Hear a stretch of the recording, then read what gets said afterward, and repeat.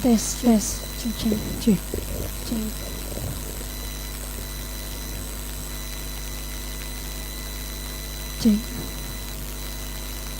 Cek.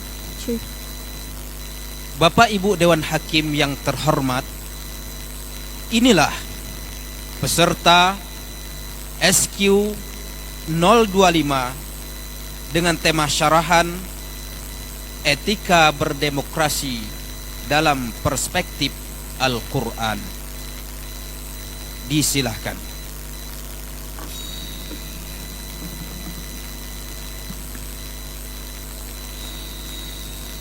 Assalamualaikum warahmatullahi wabarakatuh. Alhamdulillahilladzi allafa baina qulubina, wassalatu wassalamu ala sayyidil Mustafa wa ala alihi ahli sidqi wal wafa. Amma ba'd.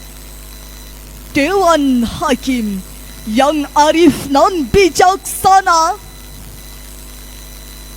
serta hadirin sebangsa dan setanah air yang kami banggakan. Indonesia adalah negara demokrasi yang sudah diakui dunia. Faktanya, dari 167 negara, Indonesia menempati urutan ke-54 dengan skor dalam tabel demokrasi sebesar 6,71 poin. Demikian laporan media ternama asal Amerika Serikat, The Economist, dalam Economist Intelligence Unit. Namun hadirin, capaian indikator demokrasi tersebut masih jauh dari kategori baik. Indonesia masih tergolong float democracy atau demokrasi cacat. Tentunya kita merasa sedih hadirin. Pada pemilu 2024 ini telah terjadi pelanggaran-pelanggaran yang mencederai demokrasi.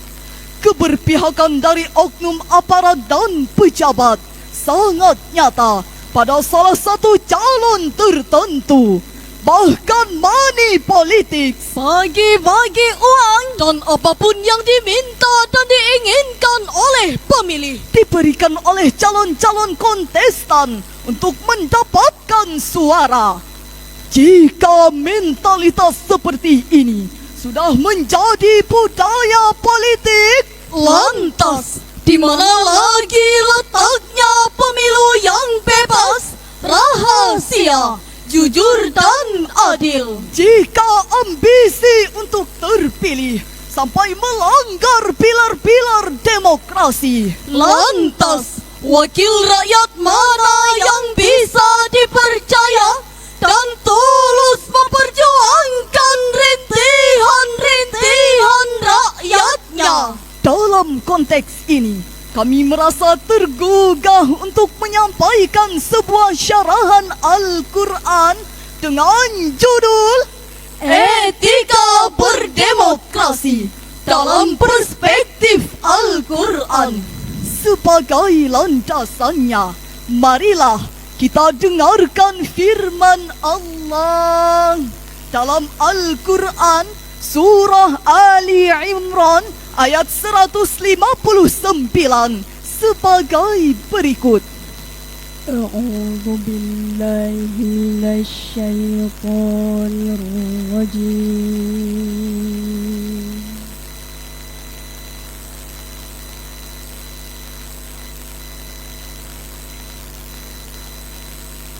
Bismillahirrahmanirrahim.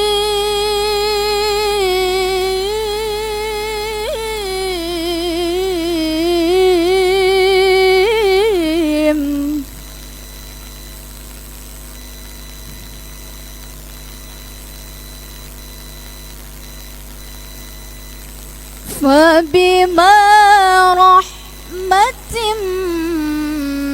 من الله لنت لهم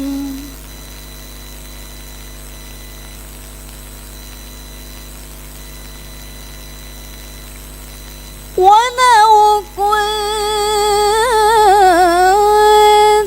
فظا غليظ القلب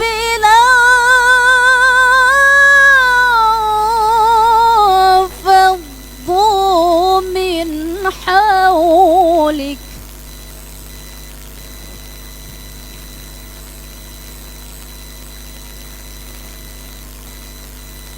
فاعف عنهم واستغفر لهم وشاورهم في الأمر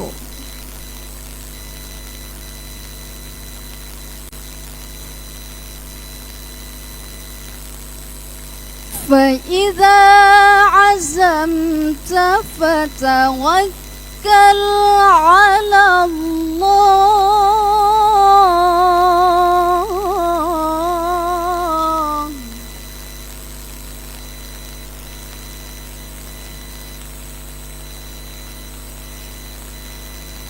إن الله يحب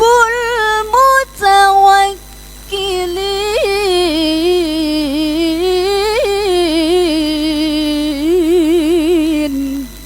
Hamba berlindung kepada Allah dari godaan syaitan yang terkutuk dengan menyebut nama Allah yang Maha Pengasih lagi Maha Penyayang. Maka berkat rahmat Allah, engkau Muhammad berlaku lembutlah terhadap mereka. Seandainya engkau bersikap keras dan berhati kasar, tentulah mereka akan menjauh dari sekitarmu. Oleh karena itu, maafkanlah mereka, mohonkanlah ampunan untuk mereka, dan bermusyawarahlah dengan mereka dalam segala urusan penting. Kemudian, apabila engkau telah membulatkan tekad, bertawakallah kepada Allah. Sesungguhnya Allah mencintai orang-orang yang bertawakal. Dewan Hakim yang kami hormati, hadirin seiman dan seaqidah yang kami banggakan, Sayyid Qutb dalam tafsir Fi Zilalil Quran terjemahan As'ad Yasin halaman 193 menjelaskan bahwa ayat ini telah menetapkan prinsip dasar dalam sistem pemerintahan melalui musyawarah. Nas ini sudah pasti bahwa musyawarah merupakan mabda asasi atau prinsip dasar dalam Islam. Kemudian, Profesor Abdul Malik Karim Amrullah atau biasa dipanggil dengan Buya Hamka dalam tafsir Al-Azhar menuliskan satu topik khusus ketika menafsirkan ayat ini dengan judul Syura sebagai sendi masyarakat Islam, di mana secara de facto dalam ajaran Islam dibedakan antara urusan dunia dan urusan akhirat. Urusan akhirat seperti ibadah, syariah, dan hukum dasar itu adalah dari Allah. Sedangkan urusan dunia seperti ekonomi, sosial, politik, dan hubungan biasa antara manusia hendaklah dimusyawarahkan. Ketika musyawarah berlaku, maka ada dua domain yang menjadi bahan pertimbangan, yakni maslahah, sesuatu yang lebih baik untuk umum, dan mafsadah, sesuatu yang membahayakan untuk umum. Berdasarkan surah Ali Imran ayat 159 ini, setidaknya ada 5 etika berdemokrasi dalam bermusyawarah, yaitu: pertama, bersikap lemah lembut, penuh empati dan menghargai semua kawan bicara. Yang kedua, memberi maaf dengan berlapang dada, tidak dendam, tidak mudah tersinggung, dan selalu menghargai perbedaan pendapat. Yang ketiga, memiliki tekad yang kuat untuk menghasilkan keputusan bersama secara mufakat. Yang keempat, membangun hubungan yang kuat dengan Allah dan selalu berdoa di akhiri musyawarah. Dan yang kelima, bertawakal kepada Allah Subhanahu wa Ta'ala, yaitu menyerahkan sepenuhnya hasil keputusan bersama kepada Allah, karena pada hakikatnya keputusan tersebutlah yang dikehendaki oleh Allah Subhanahu wa Ta'ala. Jika 5 etika ini dilaksanakan secara baik, maka setiap masalah akan dapat diputuskan dengan win-win solution, bukan win-loss solution, apalagi loss-loss solution. Betul hadirin? Tentu betul. Hadirin dan hadirat pencinta Al-Quran rahimakumullah, mestinya kelima etika berdemokrasi inilah yang harus kita budayakan dalam bermusyawarah, karena musyawarah merupakan salah satu pilar dari demokrasi. Apa jadinya negara ini bila para pemimpin bersikap otoriter, tak mau mendengar saran dan pendapat orang lain, temperamental, merasa paling benar dan paling berkuasa, bahkan merasa dirinya sebagai Tuhan? Lihatlah nasib Raja Namrud, sang penguasa negeri Babilonia, tewas dengan hina oleh seekor nyamuk. Fir'aun, sang raja Mesir yang gagah perkasa, mati tenggelam di Laut Merah. Raja Jalut, sang raksasa zalim, tewas oleh batu dari ketapelnya anak kecil bernama Daud. Ironisnya hadirin, azab Allah tidak hanya diderita oleh penguasa zalim tersebut, tapi juga dirasakan oleh seluruh rakyatnya. Tentunya kita tidak ingin ini terjadi di Indonesia, sebagaimana yang terjadi di negara-negara diktator lainnya di dunia ini. Agar kita terhindar dari penguasa dan pemimpin zalim tersebut, maka seruan-seruan Allah seperti etika berdemokrasi harus kita junjung tinggi, kita patuhi dan laksanakan. Sebagaimana firman Allah dalam Al-Quran surah Asy-Syura ayat 38 yang akan dilantunkan oleh qari'ah kami berikut ini. Wallazina istajabu li rabbihim wa aqamus salata wa amruhum syura bainahum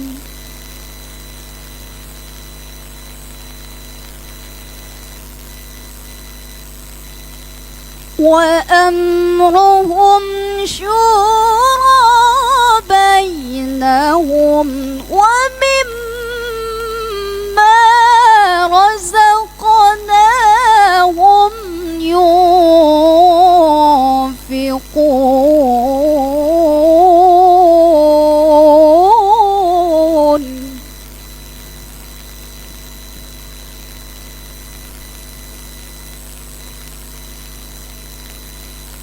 وأمرهم شورى بينهم ومما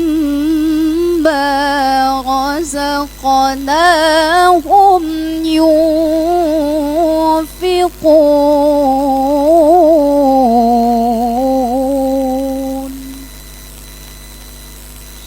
صدق الله العظيم. Dan bagi orang-orang yang menerima, mematuhi seruan Tuhannya dan mendirikan salat, sedang urusan mereka diputuskan dengan musyawarah antara mereka, dan mereka menafkahkan sebagian dari rezeki yang kami berikan kepada mereka. Maha benar Allah yang Maha Agung. Dewan Hakim yang kami hormati, hadirin dan hadirat yang kami muliakan, Profesor Dr. Muhammad Quraisy Shihab dalam bukunya Wawasan Al-Quran halaman 619 menjelaskan bahwa ayat ini berisi pujian terhadap kelompok Ansar yang membela Nabi Muhammad dan menyepakati hal tersebut melalui musyawarah. Mereka taat dan patuh terhadap perintah Allah dan selalu mengedepankan musyawarah untuk menyelesaikan masalah. Walau khitab ayat ini bersifat khusus, namun pesan intinya juga berlaku universal. Artinya, perintah tersebut juga berlaku untuk kita semua. Hadirin, berdasarkan syarahan yang telah kami sampaikan, dapatlah disimpulkan bahwa pertama, Indonesia adalah negara demokrasi.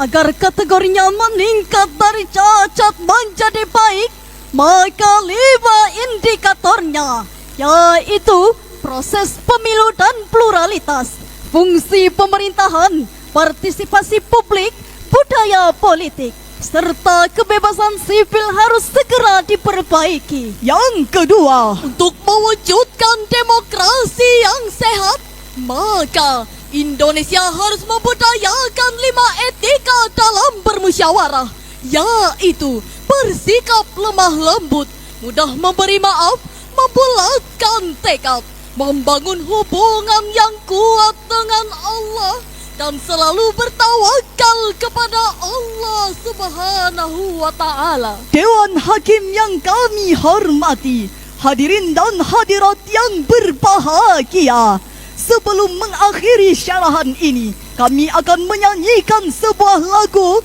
Berkibarlah Benderaku, karya Gomloh, yang kami gubah liriknya sebagai berikut. Berkibarlah bendera negeriku, Menyalalah demokrasiku, tunjukkanlah kepada dunia Indonesia menjunjung etika.